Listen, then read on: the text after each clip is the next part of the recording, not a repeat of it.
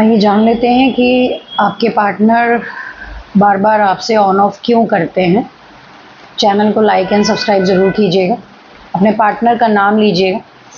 देखते हैं कि आपके पार्टनर जो हैं वो बार बार आपसे ऑन ऑफ क्यों करते हैं, क्या रीज़न है।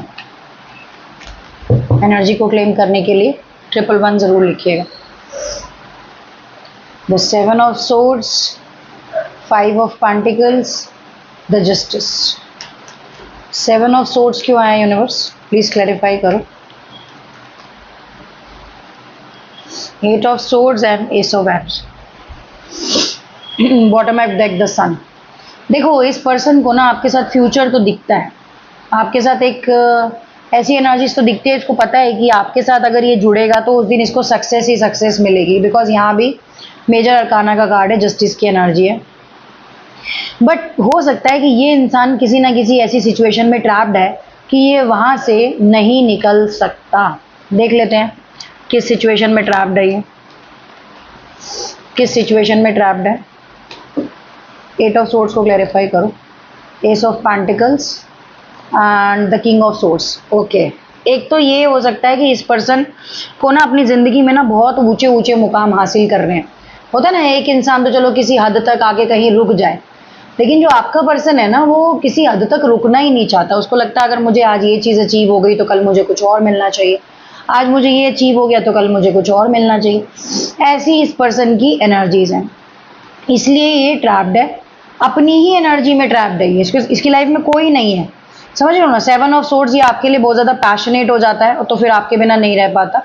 खैर, मेरा फिलहाल ये क्वेश्चन है कि ये पर्सन आपसे बार बार दूरियां क्यों बनाता है, ऐसा ऑन ऑफ क्यों करता है आपसे। बिकॉज ये स्टेबल नहीं है। इसको पता है कि इसको जब भी आपके साथ आना है तो बहुत बैलेंस के साथ आना पड़ेगा। बिकॉज आप बहुत ज़्यादा स्टेबल पर्सनैलिटी हो, बहुत ज़्यादा बैलेंस पर्सनैलिटी हो, अपनी लाइफ में सब कुछ बैलेंस करके चलते हो, ये चीज़ इसे पता है। इसीलिए शायद ये बार बार आपसे जो है ऑन ऑफ की एनर्जीज में चला जाता है। और दूसरा, इसके अंदर ना आपको कमिटमेंट देने की भी स्ट्रेंथ जो है ना वो नहीं दिखाई दे रही है। ये पर्सन अपने दिल को बार बार समझाता है कि ये आपके बिना रह लेगा, बट एक्चुअल रियलिटी ये होती है कि आपके बिना नहीं रह पाता। अब ये खुद को पता है कितना लंबा तक रोक लेता है, ये खुद को 8 महीने तक, 4 महीने तक, साल तक, 1.5 साल तक भी खुद को कंट्रोल करता है, लेकिन आपको अपनी एनर्जी से रिलीज नहीं करता। और फिर इसको जब लगता है ना यार मैं नहीं रह पाऊंगा, तो ये आपके पास आ जाता है और इसकी एनर्जीज की वजह से ही आप अभी तक स्टक रहते हैं। आपकी एनर्जीज ठीक हो जाती हैं, लेकिन इस पर्सन की एनर्जी की वजह से आप इस पर्सन की एनर्जी में स्टक रहते हैं। और आपको समझ नहीं आता यार मैं ऐसा क्यों स्टक हो गई हूँ या हो गया हूँ, या मैं इस पर्सन की एनर्जी से खुद को फ्री नहीं कर पा रहा हूँ। बिकॉज ये पर्सन ही आपको अपनी एनर्जी से जो है ना वो बाहर नहीं निकलने दे रहा है। सबसे मेन कारण यही है कि ये पर्सन ही ना आपको क्या कर रहा है, आपकी अपनी एनर्जी से आपको बाहर नहीं निकलने दे रहा है। समझ रहे हो, क्योंकि देखो कार्ड्स कैसे आ रहे हैं, 8 of swords, 4 of swords, 7 of swords. आपसे चीटिंग बिट्रे करके भाग जाता है, दोबारा आपकी एनर्जी को डिस्टर्ब करके चला जाता है, लेकिन फिर भी आप में ही ट्रैप्ड रहता है। डेथ की एनर्जी है and the wheel of Fortune की एनर्जी है। डेस्टिनी इसको बार बार सबक सिखाती है जब ये आपके साथ गलत करता है, कर्मा फेस करता है, क्योंकि कर्मा की एनर्जी थी यहाँ पर भी। कर्मा फेस करता है और अपने ईगो को तो भैया ये बंदा छोड़ना ही नहीं चाहता। एक इंसान होता है ना, जैसे कि चलो खुद के ईगो को थोड़ा सा बंदा पीछे की तरफ खींचे कि चलो छोड़ देते हैं, थोड़ा सुधरते हैं, बट ये इंसान क्या है, ये इस चीज़ को छोड़ना ही नहीं चाहता। ये अपने ईगो में मस्त रहना चाहता है, अपने ईगो को सबसे हाई प्रायोरिटी पे रखना चाहता है। But her bar the emperor की एनर्जी ईगो को शो नहीं करती, कई बार स्टेबिलिटी को भी शो करती है। ये आपसे मैरिज तो करना चाहता है, चाहे कितने भी चैलेंजेस आ जाए। इसके दिमाग में इतना तो सेट हो चुका है बहुत अच्छे से, क्योंकि अगर देखो आपने वेट किया है तो इस पर्सन ने भी आपका वेट किया है। देख लेते हैं क्या अगर आपने वेट किया है तो क्या इस पर्सन ने भी आपका वेट किया है। 6 of pentacles, 4 of pentacles, the 9 of sword. Yes, बिल्कुल, ये भी आपके साथ इक्वल गिव एंड टेक की एनर्जी में आना चाहता था। ये करियर पे आपके बिना फोकस नहीं लगा पा रहा था, लेकिन ये कुछ कर नहीं पा रहा था, मजबूर था, इसलिए आपसे दूरियां मेंटेन करना। लेकिन आपके लिए इमोशंस रखना हमेशा से रखें और कभी भी ये आपका बुरा नहीं चाहता है। लेट्स सी, देख लेते हैं कि इस पर्सन की तरफ से आपके लिए क्या चैनल मैसेजेस हैं। इस पर्सन की तरफ से आपके लिए क्या चैनल मैसेजेस हैं?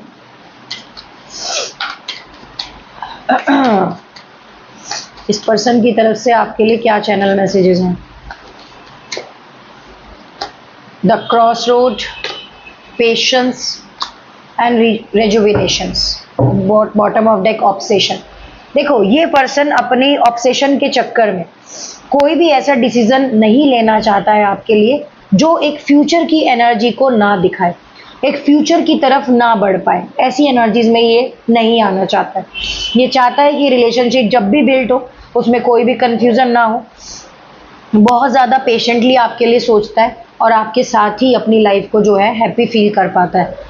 इस पर्सन की तरफ से एक मैसेज और ये भी आ पा रहा है कि ये पर्सन जितना आपके साथ सुरक्षित फील करता है, जितना आपके साथ हैप्पी फील करता है, किसी के साथ भी नहीं करता है। आपके लिए एंजल गाइडेंस, आपके लिए लव एंजल गाइडेंस, आपके लिए love angel guidance, friendship, religious factor. अगर आप दोनों के बीच में कास्ट इशू है, कल्चर इशू है, तो वो मुझे लग रहा है कि रिजॉल्व होगा। यस, ये आपको अपने जो भी पास्ट की चीजें हैं ना उसको रिलीज करने के लिए बोला जा रहा है। मैं यहाँ देख लेती हूँ कि अगर आप दोनों के बीच में जो भी कास्ट इशू है या रिलीजियस फैक्टर है, ये कब तक रिलीज कर देंगे यूनिवर्स आप दोनों के बीच में से, कब तक रिलीज कर देंगे यूनिवर्स आप दोनों के बीच में से। 10, ओके ओके, ठीक है। 7 नंबर की एनर्जी आ रही है यहाँ पर, 17, 8 और 5 और 7। देखो, ऐसा है कि यहाँ पर फैक्टर जो इशू है, रिलीजियस फैक्टर जो आपके बने हुए हैं यहाँ पर, वो आपके आने वाले 7 वीक्स टू 7 मंथ तक के अंदर अंदर जो है वो पूरी तरह से हट जाएंगे। क्योंकि ये इंसान, इसकी लाइफ ऐसी हो जाएगी ना कि ये अकेलेपन से जूझने से घबराने लगेगा और इसको कोई ना कोई साथी ऐसा चाहिए होगा जिसके साथ ये अपनी ज़िंदगी जीना चाहता है, और वो आप ही हैं। और ये इस पर्सन को अच्छी तरह से पता है। एनर्जी को 111 करके क्लेम करिएगा। ओम साई राम।